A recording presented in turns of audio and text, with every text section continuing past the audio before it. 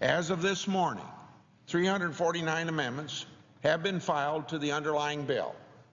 We started off the debate on the Senate floor with my amendment that would require the border to be effectively controlled for 6 months before the Secretary could process applications for registered provisional immigrant status, RPI, or in another way of saying it, legalizing those who have crossed the border without papers.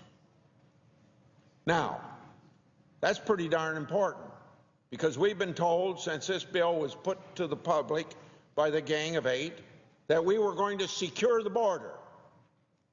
Well, we're going to secure the border after legalization, because a plan put before Congress is not securing the border.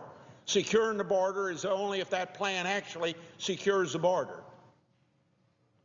But legalization is going to take place before any plan's put into effect. And that's what I consider a major shortcoming of this legislation, because it makes the same mistakes we did in 1986. We thought we secured the border. We didn't secure the border, but we legalized. Now, my amendment was surely feared by the other side because it would fundamentally change the bill.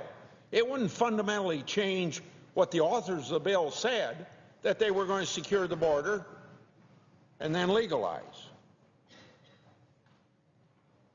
But it changed what was actually in the language of the bill. So, in order to keep my bill from being adopted, they insisted on a 60-vote threshold for the amendment to pass, which I refused. So in response, they moved to table my amendment. Now, we were promised an open and fair process. Why wasn't that promise kept? We learned on day one that all the talk about making the bill better was just hogwash.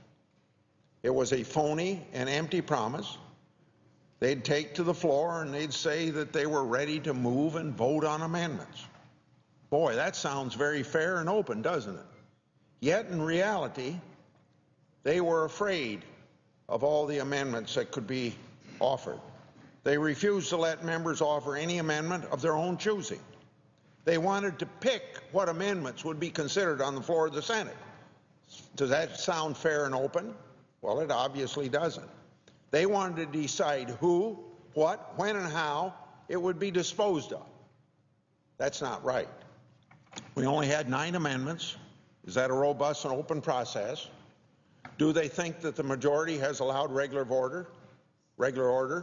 From my point of view, the answer is a clear and resounding no.